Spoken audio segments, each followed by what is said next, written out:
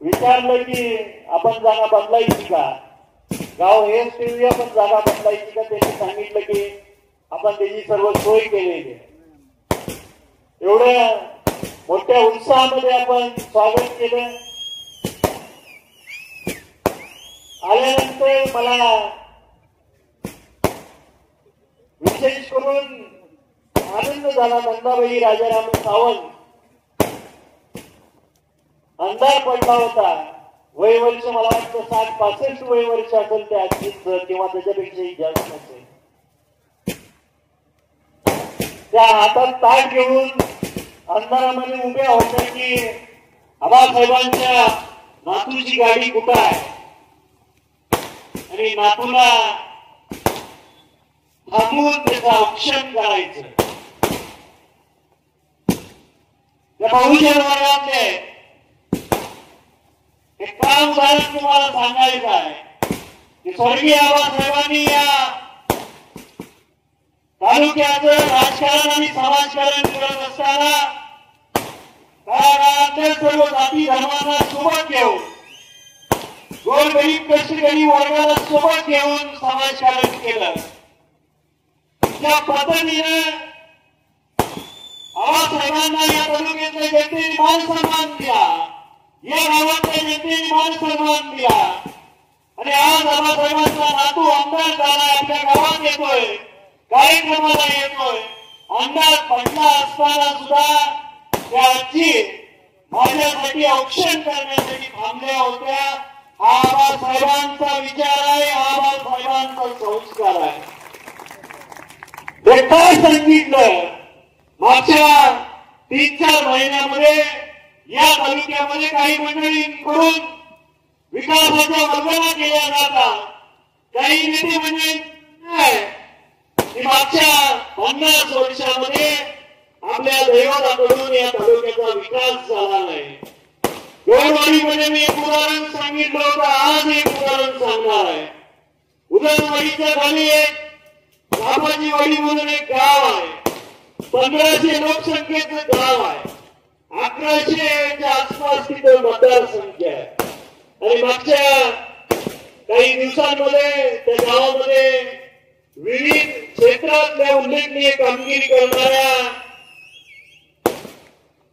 अधिकारी वर्गांचा आणि विद्यार्थ्यांचा सत्काराचा कार्यक्रम होता.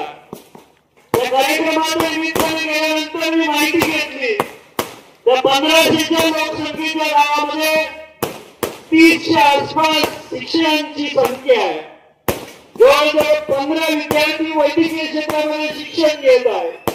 डॉक्टर महावीर आंबेडकरचा वैद्यकीय क्षेत्रातला त्या गावचा सुपुत्र शहराच्या ठिकाणी लहान मुलांना आरोग्याची सेवा देत आहे. विजय आंबेडकरचा त्या वाडीचा सुपुत्र नवी मुंबई सारख्या ठिकाणी स्वतःच्या जोरावरती, स्वतःच्या कष्टावरती त्या ठिकाणी खूप चांगला उद्योग व्यवसाय त्या ठिकाणी त्यांनी उभा केलेला आहे. 15च्या आसपास त्या ठिकाणी इंजिनिअरिंगला मुलं शिक्षण घेत आहेत. काही मिलिटरीमध्ये आपली देशाची सेवा बजावत आहेत. मला सांगा, आसपासच्या तालुक्यात आणि आसपासच्या जिल्ह्यामध्ये 1500 लोकसंख्येच्या गावामध्ये एवढी जर शिकलेली मुलं असतील, एवढे शिकलेले अधिकारी असतील, तर मला सांगा की हा विकास हा स्वर्गीय आबासाहेबांमुळे झालेला विकास आहे. आज इथं आल्यानंतर मी चौकशी केली. इथल्या आपल्या लोटेवाडी गावातल्या शेती जमिनीचा भाव काय. या ठिकाणी मला सांगितलं की आसपासच्या गावामध्ये आणि आपल्या गावामध्ये एकरी 25, 30, 35 लाखाला एकर जातोय. आसपासच्या तालुक्यात तिथे किरण भाऊ तोच व्यवसाय करतात. त्यांना मी विचारलं आसपासच्या तालुक्यात काय भाव आहे, तर जवळजवळ 8, 10, 12 लाख रुपये एकरी भाव आहे. ही जी तफावत आहे ही स्वर्गीय आबासाहेबांचा विकास आहे. आम्हाला विकास काय असतो हे सांगायला लावू नका. आमच्या तालुक्यामध्ये कुठलाही शेतकरी कामगार पक्षाचा कार्यकर्ता 2 नंबरचा व्यवसाय करून गाडी बंगला किंवा इतर गोष्टी मिळवणार नाही. इतर वाम मार्गाला एखाद्या गावातला तरुण चुकीच्या मार्गाला लावणारा आमचा पक्ष नाही. निश्चितपणे बऱ्याचशा वेळा या तालुक्यामध्ये आता भाषण करत असताना बऱ्याचशा वक्त्यांनी सांगितलं, टीका केल्या. बऱ्याचशा वेळा माझी हात जोडून तुम्हाला विनंती आहे, अजिबात कोणावर टीका करायची गरज नाही. जे कोणी पक्ष सोडून गेलेले आहेत बऱ्याचशा त्यांच्याही पिढ्यांनी आपल्या पक्षाचं काम केलंय, आबासाहेबांना सहकार्य केलंय, हे आपण विसरायचं नाही.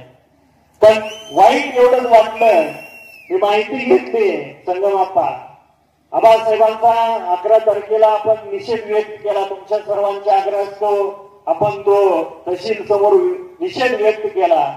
त्यांनी सांगितलं भाषणामध्ये की आबासाहेब आमचं दैवत आहे. 10 तारखेच्या कार्यक्रमामध्ये 11 तारखेचा निषेधाचा कार्यक्रम तहसील समोर चालू असताना 1:38ला त्याच ग्रुप मधल्या एका व्यक्तीच्या स्टेटसला मी एक पोस्ट पाहिली की त्यांनी आपल्याच तरुण सहकार्याच्या पक्षामध्ये प्रवेश करून घेतला आणि त्यांनी ती पोस्ट ठेवली होती. खरंच जर आबासाहेबांना दैवत मानत असता तर निदान 1 दिवस तरी तुम्ही थांबला असता. आम्ही निषेध करत असताना ज्याच्याकडून ते चुकीचं कृत्य घडलं तुम्ही सामील व्हायला हवा होता. या पद्धतीनं जे काही सोडून गेलेले त्यांच्याकडे लक्ष द्यायची काही गरज नाही, त्यांच्यावर टीका करायची गरज नाही. आज जरी काही कारणास्तव ते सोडून गेले असतील, कधी कधी मला वाटतं, मी एकटा असताना विचार करतो की आपल्याकडूनच काहीतरी कमीपणा झाला असेल, आपल्याकडूनच काहीतरी चूक झाली असेल आणि त्याच्यामुळं आपल्या चुकीमुळं ती लोक सोडून गेली असतील. पण मी तुम्हाला विश्वास देतो की भविष्यामध्ये सुद्धा ती लोक आपल्या सोबतच येणार आहेत, कारण त्यांना आपल्या पक्षाशिवाय करमणार नाही. या गावामध्ये स्वर्गीय आबासाहेबांच्या काळामध्ये गायरान जमीन दिलेली घरकुलांसाठी बऱ्याचशा वेळा तुमच्या गावातली काही मंडळी गोरगरीब जनतेला चुकीच्या पद्धतीनं दादागिरी करून धमकवत असतील की जागा मिळणार नाही. मी या सभेच्या माध्यमातून तुम्हाला सांगतोय, या गावातल्या नाही, या मतदारसंघातल्या कुठल्याही गोरगरीब जनतेच्या केसाला सुद्धा कोण धक्का लावणार नाही. ती जबाबदारी बाबासाहेब देशमुखची आहे. निश्चितपणे कुठल्याही गोरगरिबाचं काही काम असू द्या, माझ्याकडे या रात्रंदिवस तुमच्यासाठी सेवा देण्यासाठी मी खंबीर आहे. या शासनाचा नियम आहे, ज्या गावामध्ये जमिनी नाही, गावठाण नाही, गायरान नाही, त्यांच्या गोरगरिबांच्या घरकुलासाठी शासनाने 1 लाख रुपयेपर्यंतची प्रत्येकी ही रक्कम अदा करणार आहे. त्याच्यामुळं अजिबात कुणी घाबरू नका. संगमाप्पा तुमचं गाव चांगलं आहे, इतर तालुक्यातली गावं खूप चांगली होती, पण या गावाला काय अडचण आहे माहीत नाही. दलित वस्तीतला सावंत वस्ती ते हेगडे वस्तीमध्ये एक रस्ता टाकलाय. काय मागच्या 5 वर्षात काय सवय लागली माहीत नाही, पण रस्ते फक्त नावाला आहे, पैसे काढून घेतले, तो रस्ता अजूनही झालेला नाही. पत्रकार बंधूंना माझी विनंती आहे, अशा गोष्टींना थोडं तुम्ही लक्ष द्या.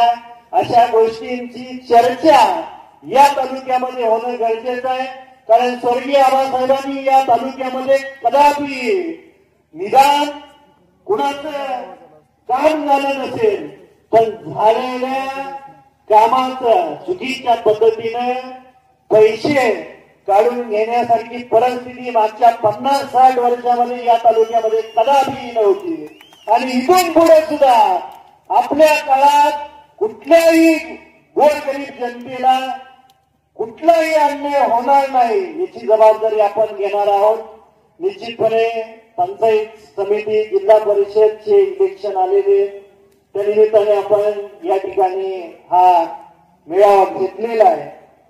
तर माझी सर्वांना विनंती आहे की स्वर्गीय आबा साहेबांनी 1972 पासून आपल्या पंचायत समितीवरती शेतकरी कामगार पक्षाचा तुम्हाला सर्वांचा हा लाल बावटा दिमागात फडकवत ठेवलेला होता। आबासाहेबांच्या निधनानंतरची ही आपली पहिली निवडणूक आहे आणि पंचायत समितीच्या आणि जिल्हा परिषदेच्या या निवडणुकीमध्ये तुम्ही सर्वांनी निश्चितपणे जोमाने काम करणार आहात। माझी निवडणूक झालेली आहे, आता कार्यकर्त्यांची निवडणूक आहे।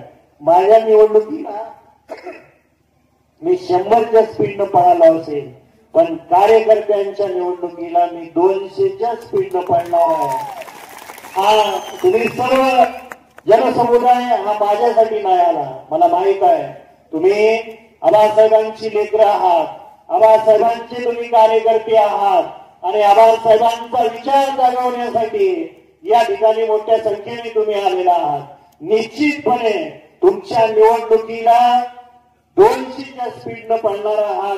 शेतकरी कामगार पक्षाचा कार्यकर्ता या तालुक्यावरती या पंचायत समितीवरती परत एकदा आपण लाल बावटा फडकवल्याशिवाय थांबायचं नाही। आज या ठिकाणी मेळावा झाला म्हणून अजिबात शांततेत झोपायचं नाही। प्रत्येक या गटात मी आज फिरत होतो, दिवसभर या गटातच आहे मी, काही कारणास्तव होतो, पण बऱ्याचशा गावांमध्ये फिरत असताना मला समजलं की कोणीतरी फिरतंय। बऱ्याचशा लोकांनी त्यांचा उहापोह त्यांच्या भाषणातून केला। या ठिकाणी बेलवस्तीची पोर आहे, ती बेलवस्तीच्या पोरांना तेच कार्यकर्ता किंवा तो नेता निवडणुकीच्या अगोदर, विधानसभेच्या निवडणुकीच्या अगोदर त्यांच्या समोर त्या नेत्यांनी वक्तव्य केलं होतं की जोपर्यंत तो नेता जिवंत आहे तोपर्यंत बाबासाहेबांना काय आमदार होऊ देणार नाही। असल्या डरकाळ्या आमच्या समोर फोडायच्या नाही त्या। जी काय दादागिरी आतापर्यंत तुम्ही या गावावरती केली असेल, इथून पुढे कुणाची दादागिरी या गावावरच नाही या तालुक्यावर कदापि होणार नाही। याची जबाबदारीने परत मी तेच सांगतोय, ही माझी जबाबदारी, या तालुक्याचा लोकप्रतिनिधी मी आहे। मागच्या 11 महिन्यात काय सोचलंय हे मला माहित आहे। निवडणुकीच्या अगोदर आज माझं वय 37-38 वय आहे, एवढ्या तरुण वयामध्ये माझ्या पाठीशी तुम्ही या ठिकाणी मोठ्या संख्येने उपस्थित राहिला याचा अभिमान मला आहे आणि ही गोष्ट कदापि जीवनभर मी विसरणार नाही। पण तुम्हाला सांगायला मला म्हणजे अत्यंत दुःख होतंय, पण हे सांगणं गरजेचं आहे। माझ्यावरती तुम्ही शिंतोडे उडवले, माझी कापडं फाडण्याची काही वेळा प्रयत्न केला, पण माझ्या बायकोला सुद्धा तुम्ही सोडलं नाही। एवढी वाईट विचारसरणी तुमच्या लोकांची आहे, ही वाईट विचारसरणी फेकून काढण्याची वेळ आपल्या हातात आलेली आहे आणि येणाऱ्या निवडणुकीमध्ये आपण चांगल्या पद्धतीने ती फेकून काढूया। हा विश्वास आपण स्वर्गीय आबासाहेबांना द्यायचा आहे, कारण आबासाहेब वरून बघत असणार आहेत। या येणाऱ्या निवडणुकीमध्ये चांगल्या पद्धतीने आपण लाल बावटा फडकूया। कायम जोडवाडीत सुद्धा असंच पावसाने शुभ संकेत दिला, आज आपल्या गावात सुद्धा पावसाने शुभ संकेत दिलेला आहे। त्याच्यामुळं प्रत्येक गावामध्ये तुम्ही गेल्यानंतर एकदम सावध रीतीनं इथून पुढच्या काळामध्ये निवडणुकीपर्यंत तुम्ही काम करायचं आहे आणि तुम्ही काम कराल अशी अपेक्षा व्यक्त करतो। मोठ्या संख्येने या ठिकाणी उपस्थित राहिला, चांगल्या पद्धतीनं या गावाने हा मेळावा आयोजित केला, त्याबद्दल शेतकरी कामगार पक्षाच्या वतीनं, माझ्या वतीनं या गावकऱ्यांचं आणि आपलं अंतकरणपूर्वक आभार मानतो।